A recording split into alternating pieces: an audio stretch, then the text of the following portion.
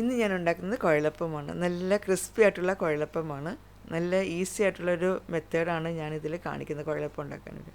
അപ്പോൾ ഈ ഒരു മെത്തേഡിൽ ഉണ്ടാക്കുകയാണെങ്കിൽ നമ്മൾ മാവ് പരത്തി കഴിഞ്ഞാൽ 5 മിനിറ്റ് കൊണ്ട് 10 കുഴലപ്പമെങ്കിലും നമുക്ക് ഉണ്ടാക്കാൻ പറ്റും. ഒരാൾ തന്നെയാണ് ഉണ്ടാക്കുന്നതെങ്കിൽ. ഇപ്പോൾ 2 പേര് ഒരാളും കൂടെ സഹായിക്കാനൊക്കെ ഉണ്ടെങ്കിൽ നമുക്ക് അതിൽ കൂടുതൽ കുഴപ്പം തന്നെ 5 മിനിറ്റ് കൊണ്ട് ഉണ്ടാക്കാൻ പറ്റും.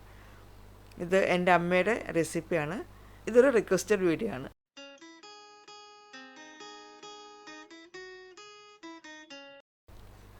കുഴലപ്പം ഉണ്ടാക്കാനായിട്ട് ആദ്യം തന്നെ ഞാൻ 1 കപ്പ് തേങ്ങാപ്പീര, 100 ഗ്രാം തേങ്ങാപ്പീരുണ്ട്, അതൊരു മിക്സിയുടെ ജാറിലേക്ക് ഇട്ടിട്ട് അതിലേക്ക് കുറച്ച് വെള്ളം ഒഴിക്കണം. ചെറിയ ചൂടുള്ള വെള്ളം 1.25 കപ്പ്, 1.25 കപ്പിൽ നിന്ന് വെച്ചാൽ 275 ml വെള്ളം കൂടെ ഒഴിച്ചിട്ട് ആ തേങ്ങാപ്പാൽ ഉണ്ടാക്കിയെടുക്കണം.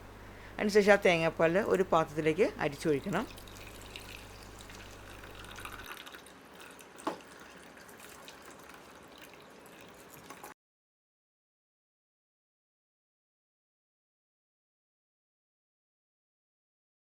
ഇനി ഈ തേങ്ങാപ്പീര വീണ്ടും മിക്സിയുടെ ജാറിലേക്ക് ഇടണം.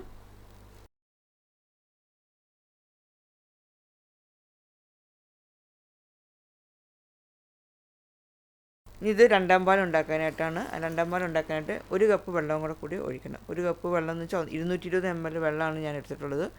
ആ വെള്ളവും കൂടെ ചേർത്ത് വീണ്ടും മിക്സിയിലിട്ട് നല്ലതുപോലെ അടിച്ചെടുക്കുക. അതിനുശേഷം ആ പാൽ നമ്മൾ ആദ്യം ഒഴിച്ച് വെച്ച ആ 1-ാം പാലിലേക്ക് തന്നെ അരിച്ചൊഴിക്കണം.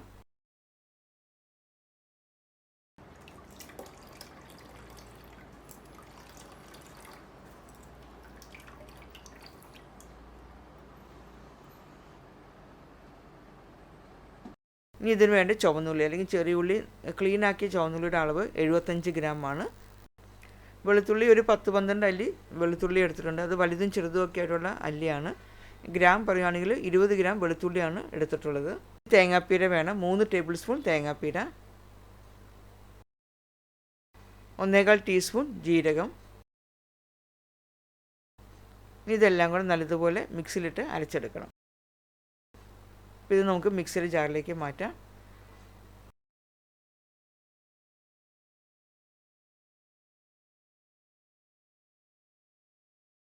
ഇനി ഇത് നല്ലതുപോലെ നനഞ്ഞ് കിട്ടുന്നതിന് വേണ്ടി അതിലേക്ക് ഞാൻ 3 ടേബിൾ സ്പൂൺ ചെറിയ ചൂടുവെള്ളമാണ് ചേർത്തിട്ടുള്ളത്. വെള്ളം കൂടെ ചേർത്ത് നല്ലതുപോലെ അരച്ച് നല്ല പേസ്റ്റ് ആക്കി എടുക്കണം. ഇനി തേങ്ങാപ്പാലിൽ നിന്ന് 2 വലിയ സ്പൂൺ തേങ്ങാപ്പാൽ മാറ്റി വയ്ക്കണം. ഇപ്പോൾ അരച്ചെടുത്ത അരപ്പ് നമുക്ക് ഇനി തേങ്ങാപ്പാലിലേക്ക് ചേർക്കാം.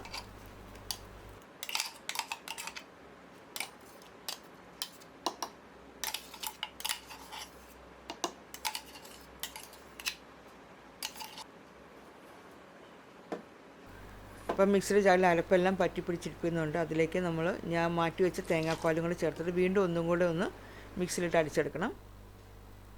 എന്നിട്ട് നമുക്കതും ഈ തേങ്ങാപ്പാലിലേക്ക് ചേർക്കാം. ഇനി ഇതിലേക്ക് ഉപ്പ് ചേർക്കാം. ഉപ്പ് ചേർക്കുമ്പോൾ 3/4 ടീസ്പൂൺ മുതൽ 1 ടീസ്പൂൺ വരെ ചേർത്താൽ മതി. 1 ടീസ്പൂണിൽ കൂടുതൽ ഉപ്പ് ചേർക്കരുത്. ഞാനിവിടെ സീ സോൾട്ടാണ് ചേർത്തിട്ടുള്ളത്. ഇനി അരപ്പും തേങ്ങാപ്പാലും എല്ലാം കൂടെ നല്ലതുപോലെ ഇളക്കി യോജിപ്പിക്കണം.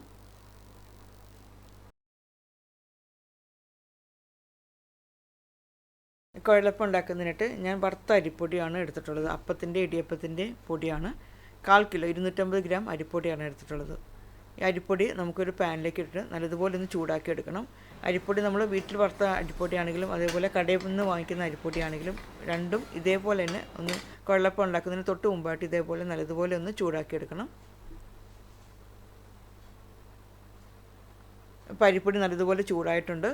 നമുക്കിത് അടുപ്പിൽ നിന്ന് മാറ്റി വയ്ക്കാം. ഇനി നമ്മുടെ അരപ്പും തേങ്ങാപ്പാലും കൂടെ നല്ലതുപോലെ ഒന്ന് വേവിച്ചെടുക്കണം.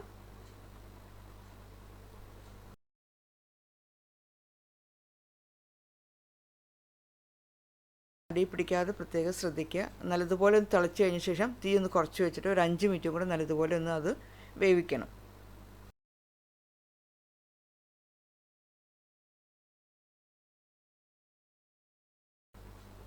ഇനി നമുക്ക് ഈ അരപ്പ് അരിപ്പൊടിയിലേക്ക് ചേർക്കാം. ഇപ്പോൾ അരിപ്പൊടി നല്ലതുപോലെ ചൂടായിട്ടാണ് ഇരിക്കുന്നത്. അതേപോലെ തന്നെ ഈ അരപ്പ് നല്ലതുപോലെ ചൂടായിട്ടാണ് ഇരിക്കുന്നത്. ഇനി കുറേശ്ശെ വീതം അരപ്പ് അരിപ്പൊടിയിലേക്ക് ചേർത്ത് കുഴയ്ക്കാം.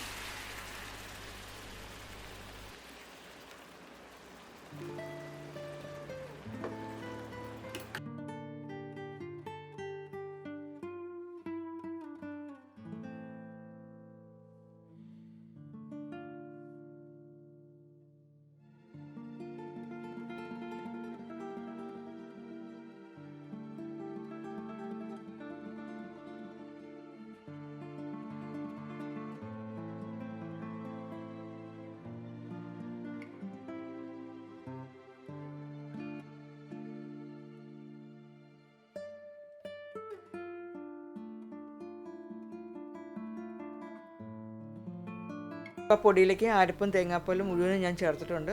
ഇനി ഈ മാവ് നല്ലതുപോലെ നമുക്ക് കുഴച്ചെടുക്കണം.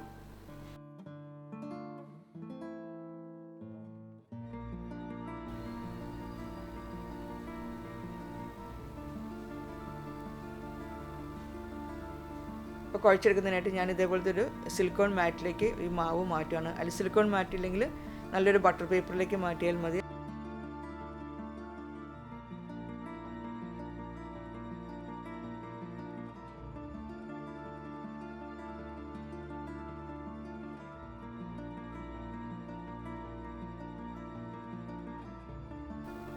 മാവിന് നല്ല ചൂടാണ്. നല്ല ചൂടുള്ളപ്പോൾ തന്നെ ഈ മാവ് നല്ലതുപോലെ കുഴച്ചെടുക്കണം. അപ്പോൾ കൈ കൊണ്ട് നമുക്ക് കുഴയ്ക്കാൻ ബുദ്ധിമുട്ടാണ് ചൂടുള്ളത് കൊണ്ട്.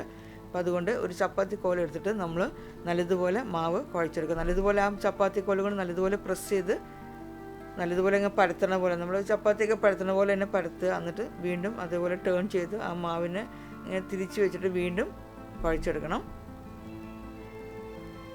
ഇതേപോലെ ആ ചപ്പാത്തി കോൽ കൊണ്ട് നല്ലതുപോലെ പ്രസ് ചെയ്താൽ മതി. അപ്പം മാവ് നല്ലതുപോലെ സോഫ്റ്റായി കിട്ടും. മിനിമം ഒരു 5 മിനിറ്റെങ്കിലും നല്ലതുപോലെ കുഴയ്ക്കുക. ഒരു 5 മുതൽ 10 മിനിറ്റ് കുഴച്ചാൽ ഏറ്റവും നല്ലത്.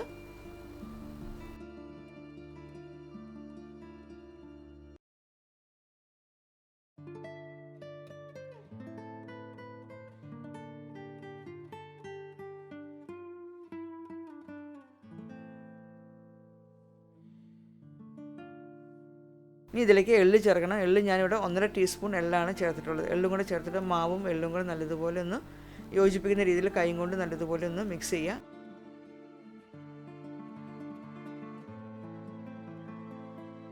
അതിനുശേഷം വീണ്ടും ചപ്പാത്തി കോലും കൊണ്ട് വീണ്ടും ഇതേപോലെ ആദ്യം ചെയ്ത പോലെ വീണ്ടും ഇങ്ങനെ പ്രസ് ചെയ്ത് കുഴച്ചെടുക്കണം.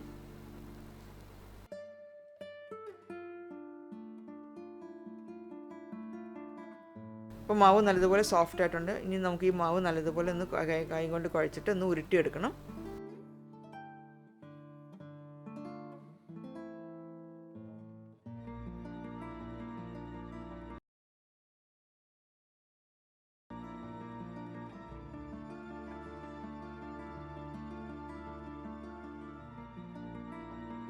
ഈ മാവ് ഒരു ബൗളിലേക്ക് മാറ്റി വെച്ചിട്ട് അടച്ചു വയ്ക്കണം.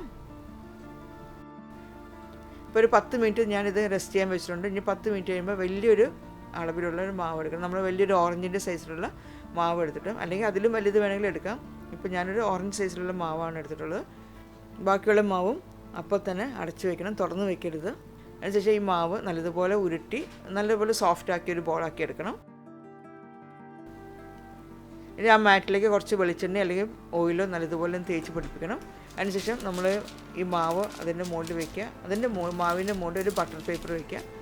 ബട്ടർ പേപ്പർ വെച്ചിട്ട് നമ്മൾ ചപ്പാത്തി കോല് കൊണ്ട് നല്ലതുപോലെ ഒന്ന് പരത്തിയെടുക്കണം.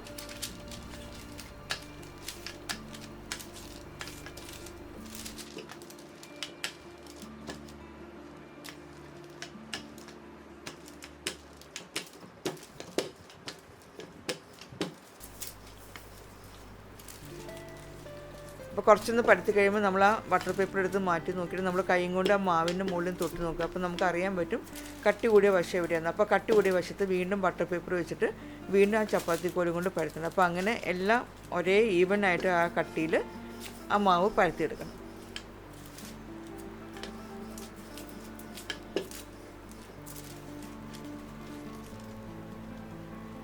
അപ്പോൾ അത് ഒരേ ഈവനായിട്ട് ഞാൻ പരത്തിയെടുത്തിട്ടുണ്ട്. ഇനി നമ്മൾ ഇതേപോലത്തെ ഒരു കട്ടർ വെച്ചിട്ട് അല്ലെങ്കിൽ കുപ്പിയുടെ അടപ്പോ അല്ലെങ്കിൽ ഗ്ലാസ്സോ എന്തെങ്കിലും വെച്ചിട്ട് ആ മാവ് കട്ട് ചെയ്തെടുക്കണം.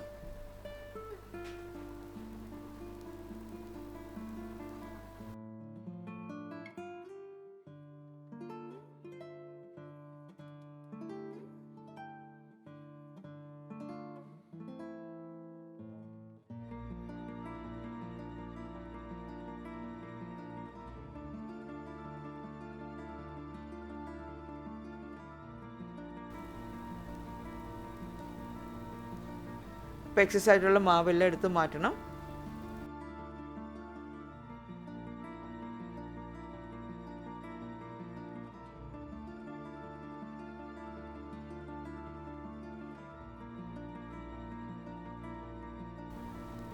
ആ മാവ് അപ്പോൾ തന്നെ നമ്മൾ ആ ബൗളിലേക്ക് വെച്ചിട്ട് അടച്ചു വെക്കണം, തുറന്ന് വെക്കരുത്.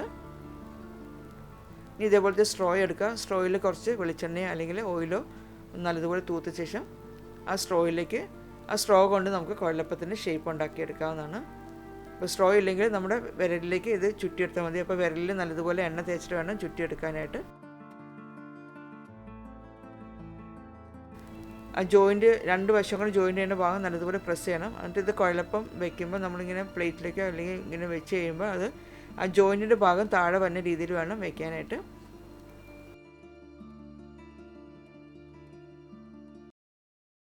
ഇതേപോലെ മാവ് പരത്തിയിട്ട് നമ്മൾ ഇതേപോലെ കട്ട് ചെയ്ത് എടുക്കുകയാണെങ്കിൽ 5 മിനിറ്റും കൊണ്ട് നമുക്കൊരു 10 കുഴലപ്പങ്ങളും നമുക്ക് ഷേപ്പ് ചെയ്തെടുക്കാവുന്നതാണ്. ഒരാൾ തന്നെയാണ് ഉണ്ടാക്കുന്നതെങ്കിൽ. അപ്പോൾ ഒരാളും കൂടെ സഹായിക്കാനുണ്ടെങ്കിൽ എന്തായാലും നമുക്ക് 5 മിനിറ്റ് കൊണ്ട് 20 കുഴലപ്പമെങ്കിലും നമുക്ക് ഷേപ്പ് ചെയ്തെടുക്കാവുന്നതാണ്.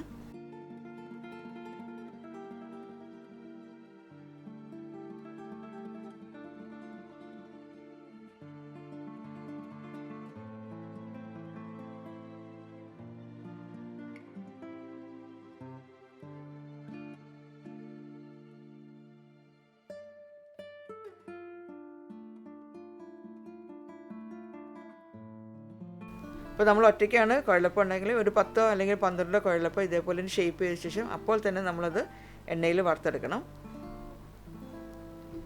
ഇതിങ്ങനെ ഷേപ്പ് ചെയ്തിട്ട് നമ്മൾ കുറേ നേരം തുറന്നു വെച്ച് കഴിഞ്ഞാൽ ഡ്രൈ ആയി പോകും.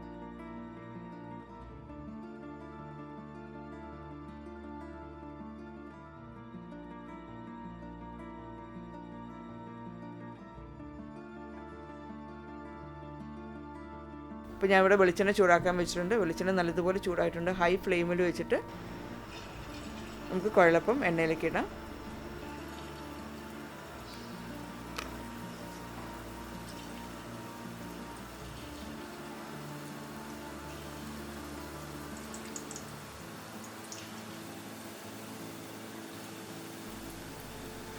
കുഴലപ്പം എല്ലാം ഇട്ട് കഴിഞ്ഞ ശേഷം തീ ഒന്ന് കുറച്ച് വയ്ക്കണം.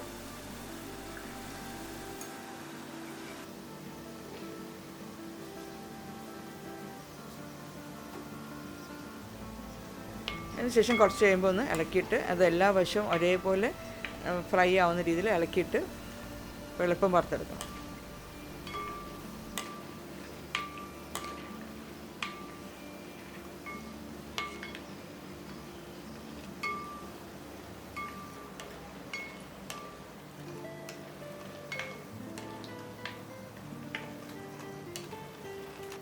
ഇപ്പോൾ കുഴലപ്പം നല്ലതുപോലെ ഫ്രൈ ആയിട്ടുണ്ട്. നമുക്കിന്ന് എണ്ണയിൽ നിന്ന് കോരിയെടുക്കാം.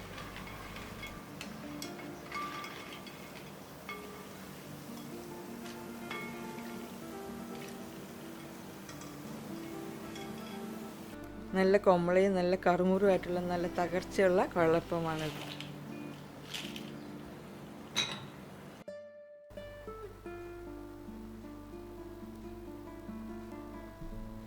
ഇനി ബാക്കിയുള്ള മാവും ഇതേപോലെ തന്നെ കുറച്ച് വീതം എടുത്ത് പരത്തി ഷേപ്പ് ചെയ്ത് കുഴലപ്പാക്കി ഷേപ്പ് ചെയ്തെടുക്കാം.